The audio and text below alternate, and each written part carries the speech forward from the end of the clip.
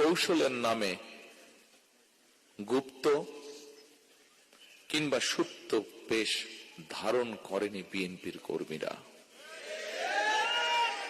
আজকের এই গুরুত্বপূর্ণ কিন্তু এই মর্মস্পর্শী অনুষ্ঠানের সম্মানিত সভাপতি, মঞ্চে উপস্থিত সম্মানিত নেতৃবৃন্দ, আমার সামনে উপস্থিত স্বজনহারা পরিবার বৃন্দের সদস্যবৃন্দ, উপস্থিত অতিথিবৃন্দ, প্রিয় সাংবাদিক ভাইরা, আসসালামু আলাইকুম।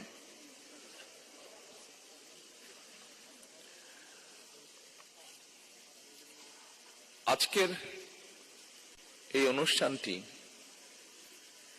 এবং এই অনুষ্ঠানে আপনারা যারা উপস্থিত হয়েছেন, যারা বক্তব্য রেখেছেন, তারা যখন তাদের কষ্টের কথাগুলো তুলে ধরছিলেন, বলছিলেন, তখন প্রতি মুহূর্তেই আমি মানসিকভাবে যা চিন্তা করেছিলাম, বলবো প্রতি মুহূর্তেই তার খেইটি হারিয়ে ফেলছিলাম।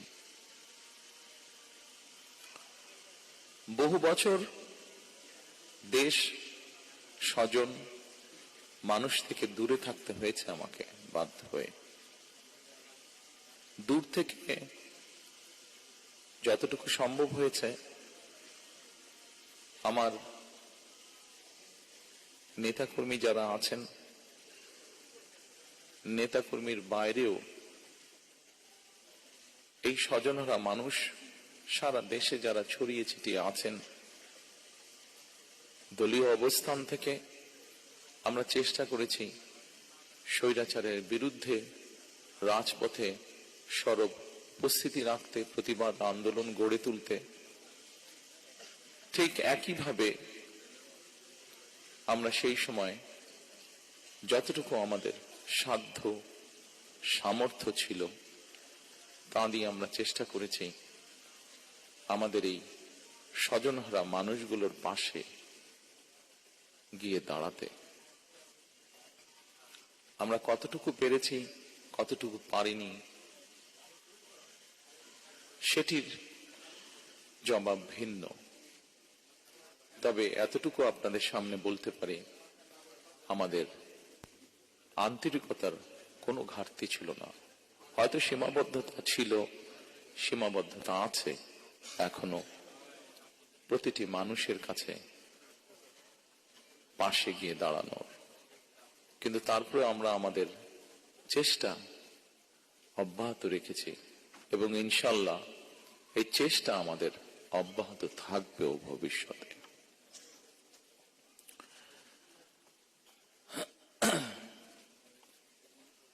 প্রিয় স্বজন হারা পরিবারের সদস্যবৃন্দ, ফ্যাসিবাদী শাসন আমলে আমাদের হাজার হাজার নেতাকর্মীকে অত্যাচার, নির্যাতন, হত্যা করা হয়েছে। হাজারেরও মতন নেতাকর্মীকে হতে হয়েছে গুমের শিকার, যার কিছু অংশের পরিবার আজকে এখানে হাজির আছেন। সারা দেশে ফ্যাসিবাদ বিরোধী আন্দোলনের সময় শুধুমাত্র বিএনপির নেতাকর্মীদের বিরুদ্ধে 1.5 লক্ষেরও বেশি মিথ্যে মামলা দায়ের করা হয়েছিল, যার বোঝা প্রায় 60 লক্ষের মতন নেতাকর্মীকে বই বেড়াতে হয়েছে।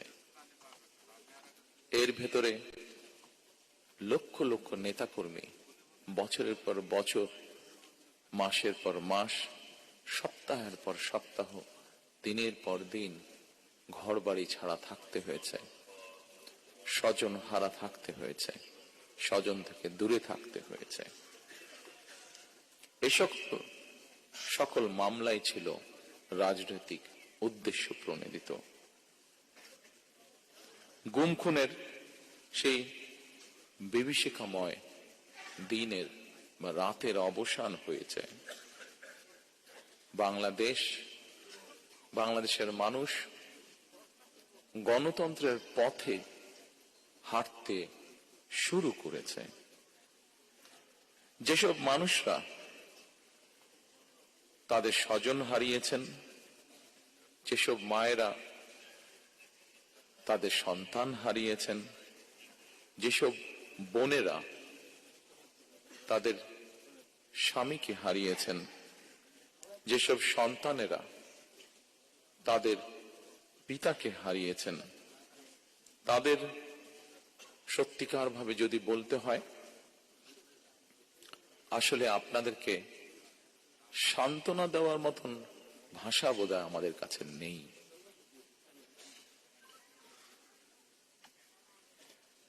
এক দুঃসহ সময় আমরা অতিক্রম করেছি। এই দুঃসময় এই মঞ্চে দাঁড়িয়ে আজকে এমন কয়েকজন সন্তান তার কষ্টের কথাটি উল্লেখ করে গেছেন, যে সন্তান এক দিনের জন্যও তার পিতাকে হয়তো বা পিতার মুখকে হয়তো দেখার সুযোগ পান নাই, তেমন সন্তান আজ আমাদের ভেতরেই আছে উপস্থিত। হয়তো বা একমাত্র আল্লাহ রাব্বুল আলামিন জানেন যে সন্তান তার পিতাকে না দেখার কষ্টের কথা এখানে বলে গিয়েছে। আমরা জানি না, একমাত্র রব্বুল আলামিন জানেন সেই সন্তান তার পিতাকে আবার কোনোদিন দেখবে কিনা। অনেক সন্তান এখনো অপেক্ষায় আছেন। আমি এখানে ঢোকার সময় মায়ের ডাকের পক্ষ থেকে কতগুলো ফটো এক্সিবিশনের মতন এক্সিবিট করা হয়েছে ওখানে। সেখানে একটি ছবি দেখেছি, সেই ছবি থেকে আমার মনে হয়েছে আমার মনের সাথে সেই ছবিটি মিলে গিয়েছে মনের কথার সাথে।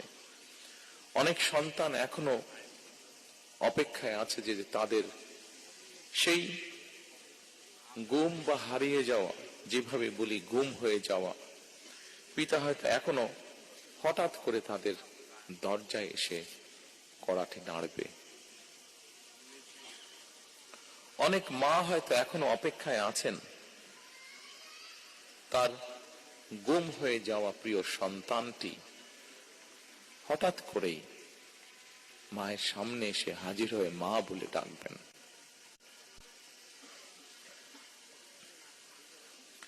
গুম খুন অপহরণের শিকার এইসব মানুষের শোকাতুর পরিবারগুলোর আশা ভাষা হয়ে কাজ করে যাচ্ছে একটি সংগঠন, মায়ের ডাক।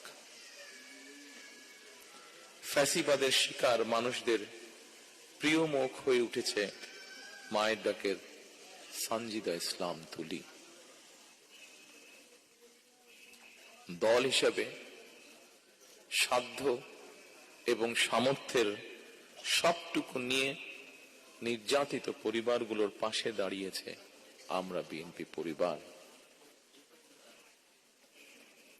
প্রিয় স্বজনহারা পরিবারের সদস্যবৃন্দ, ১.৫ শতকেরও বেশি সময় ধরে ফ্যাসিবাদ বিরোধী আন্দোলনের তীব্রতা কখনো কখনো হয়তো কিছুটা স্তিমিত হয়েছে, কিংবা আন্দোলন কখনো তুঙ্গে উঠেছে, এবং এই আন্দোলন করতে গিয়ে বছরের পর বছর ধরে অসংখ্য গুম খুন, অপহরণ, মিথ্যা মামলার হয়রানি, নির্যাতনের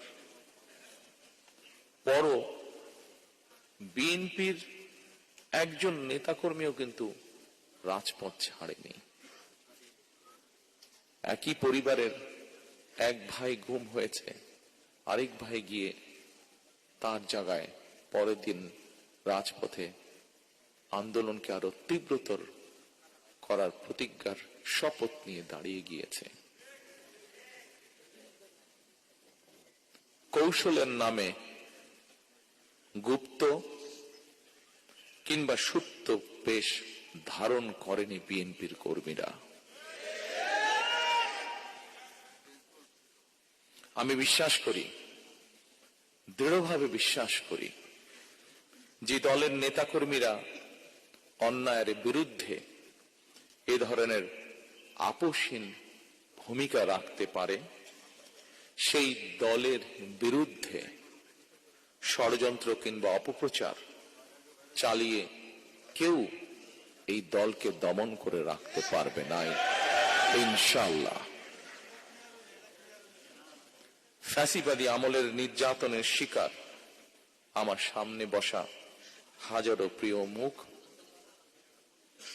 আপনাদের আত্মত্যাগ, আপনাদের বুক ভরা কষ্ট, আমরা যারা আজ পেছনে রয়ে গিয়েছি, আমরা আমাদের সর্বশক্তি দিয়ে চেষ্টা করব যাতে এটি বৃথা না যায় ইনশাআল্লাহ। ফ্যাসিবাদ বিরোধী আন্দোলনে যারা গুম হয়েছে, যারা শহীদ হয়েছেন, তাদের প্রতি আগামী দিনের গণতান্ত্রিক যে রাষ্ট্রের আকাঙ্ক্ষা আমরা দেখছি, সেই গণতান্ত্রিক রাষ্ট্র এবং সরকারের অবশ্যই অনেক অনেক দায় এবং দায়িত্ব রয়েছে। রাষ্ট্র কখনোই আপনাদেরকে ভুলে যেতে পারে না। সকল শহীদদের আত্মত্যাগকে জনমনে স্মরণীয় করে রাখতে আগামী দিনে বিএনপি কিছু পরিকল্পনা গ্রহণ করেছে। যদিও নির্বাচন কমিশনের বাধ্যবাধকতার কারণে এই মুহূর্তে আমি হয়তো বিস্তারিতভাবে সেই পরিকল্পনা আজকের এই অনুষ্ঠানে তুলে ধরতে পারছি না, কিন্তু তারপর বলতে যদিও কষ্ট হচ্ছে যে আমরা দেখেছি নির্বাচনের কমিশনের রিসেন্টলি কিছু বিতর্কিত ভূমিকা বা বিতর্কিত অবস্থান। তারপরেও রাজনৈতিক একটি দায়িত্বশীল রাজনৈতিক দল হিসাবে আমরা ধৈর্যের পরিচয় দিতে চাই।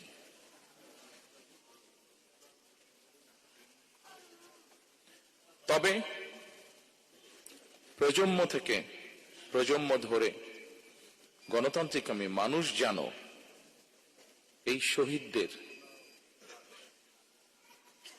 বা এই গুম হয়ে যাওয়া সদস্য, এখনো যাদের অপেক্ষায় আমরা আছি, এখনো যাদের অপেক্ষায় পরিবাররা রয়েছে, সেই শহীদদের আত্মত্যাগ থেকে প্রেরণা লাভ করতে পারে প্রজন্মের পর প্রজন্ম। এই কারণে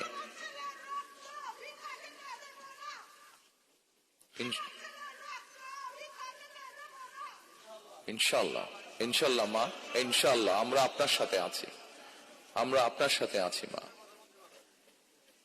এ কারণেই যা আজ থেকে এক যুগেরও বেশি সময় আগে আমি বলেছিলাম, আজ আবারও এই স্বজনহারা মানুষগুলোর সামনে আমি তুলে ধরতে চাই। সেটি হলো ইনশাআল্লাহ আমাদের দল বাংলাদেশের মানুষের সমর্থন নিয়ে রাষ্ট্র গঠনে, সরকার গঠনে সক্ষম হলে পরে আমরা এই শহীদ পরিবারদের নামে রাষ্ট্রের, দেশের গুরুত্বপূর্ণ সড়ক কিংবা রাষ্ট্রের বিভিন্ন গুরুত্বপূর্ণ সরকারি বেসরকারি স্থাপনার নামকরণ করব,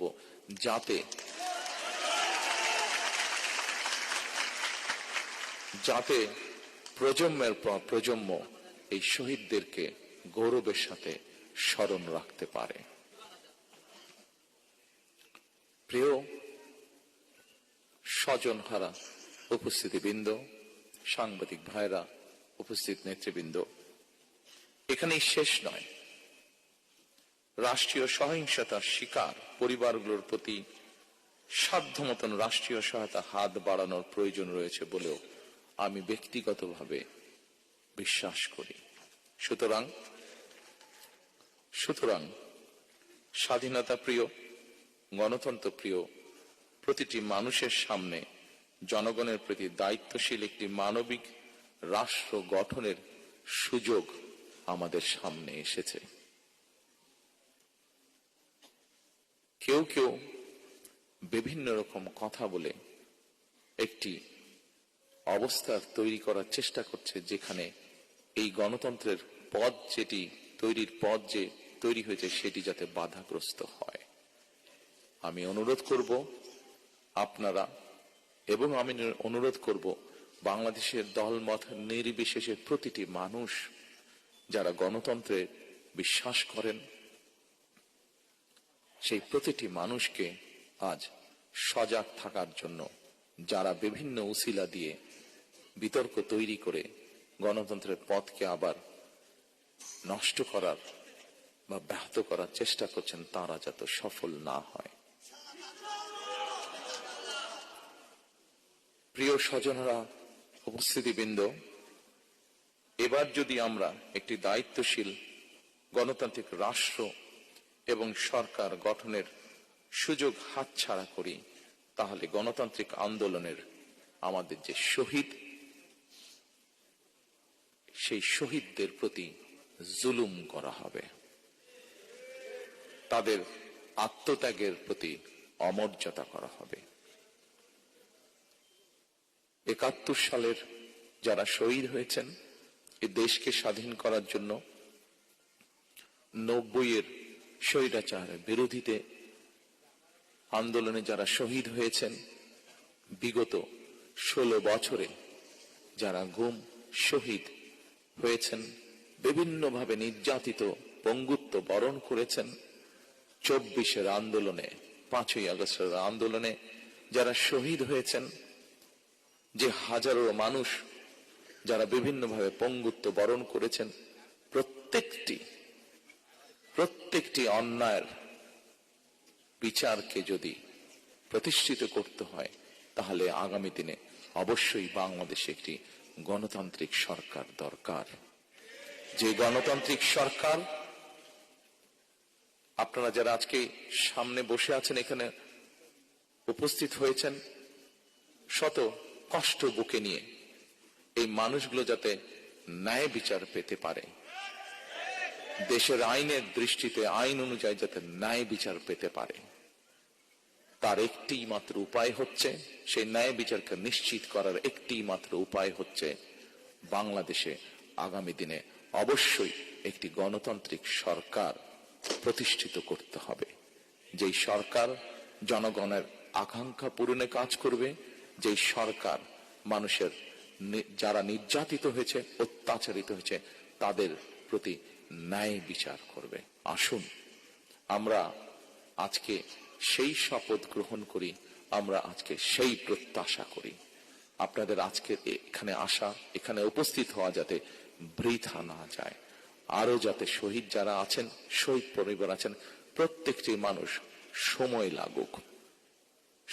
লাগুক, কিন্তু ধৈর্যের সাথে আমরা যাতে আপনাদের প্রতি যে অন্যায় হয়েছে সেই অন্যায়ের বিচার যাতে হতে পারে, আপনারা যাতে ন্যায্যতা পেতে পারেন, সেই লক্ষ্যে আমরা কাজ করি, আমরা ধৈর্য ধারণ করি, আমরা আমাদের সজাগ থাকি, যাতে আমাদের গণতান্ত্রিক যাত্রা যা শুরু হয়েছে তাতে যাতে কেউ ব্যাঘাত করতে না পারে। পরিশেষে আবারও শহীদদের আত্মার মাগফিরাত কামনা করে, যারা নির্যাতিত অত্যাচারিত শহীদ পরিবার, যারা গুম পরিবার, প্রত্যেকের যাতে আইনের দৃষ্টিতে ন্যায্যতা, ন্যায় যাতে প্রত্যেকের প্রতি নিশ্চিত হয়, সেই প্রত্যাশা রেখে আমার বক্তব্য শেষ করছি। আল্লাহ হাফেজ। ছবি তোলা যাবে না, ১৩০০ লোক ছবি তুললে পুরো